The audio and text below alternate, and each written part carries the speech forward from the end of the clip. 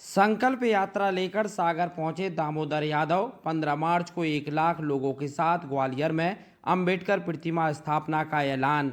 केंद्र व राज्य सरकार पर साधा निशाना। दरअसल आजाद समाज पार्टी के राष्ट्रीय कोर कमेटी सदस्य दामोदर यादव शनिवार दोपहर 1 बजे तीसरे चरण की संकल्प यात्रा के तहत सागर पहुंचे। मोतीनगर चौराहा से शुरू हुई रैली बड़ा बाजार कोतवाली मार्ग से होते हुए कटरा तक पहुंची। इसी बीच मीडिया से चर्चा के दौरान उन्होंने केंद्र और राज्य सरकार पर तीखा निशाना साधते हुए आरोप लगाया कि दलित, पिछड़े और वंचित वर्गों के अधिकारों की अनदेखी की जा रही है।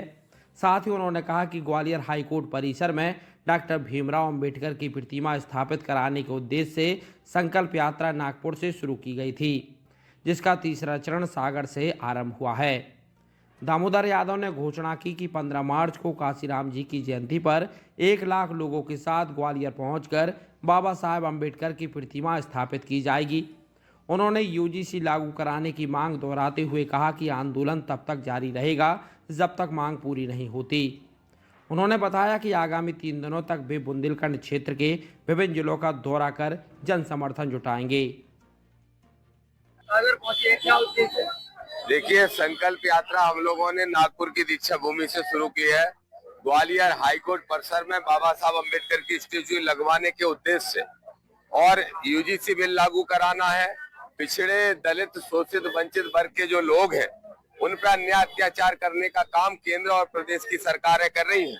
कुछ मनुवादी गुंडे भी कर रहे हैं। इसलिए हम लोगों ने तय किया है कि ये मध्य प्रदेश की भूमि पे बाबा साहब अम्बेडकर ने जन्म लिया था। इस भूमि को आडंबर, पाखंड और अंधविश्वास की नहीं बल्कि संविधान की भूमि बना के रहेंगे। इसलिए हम लोगों ने संकल्प यात्रा निकालने का काम किया है। 3 दिन तक, अगले 3 दिन तक पूरे बुंदेलखंड में जाएंगे। आज सागर में है, रात को बड़ा मलेरा पहुंचेंगे, जगह जगह सभाएं होंगी। कल छतरपुर पहुंचेंगे, नौगांव पहुंचेंगे, टीकमगढ़, पलेरा, निवाड़ी, पूरे बुंदेलखंड में सभाएं करते हुए और 15 मार्च को बाबा मान्यवर साहब कांशीराम साहब की जयंती पे ग्वालियर पहुंच के बाबा साहब की स्टेच्यू 1 लाख लोग मिलकर लगाने का काम करेंगे।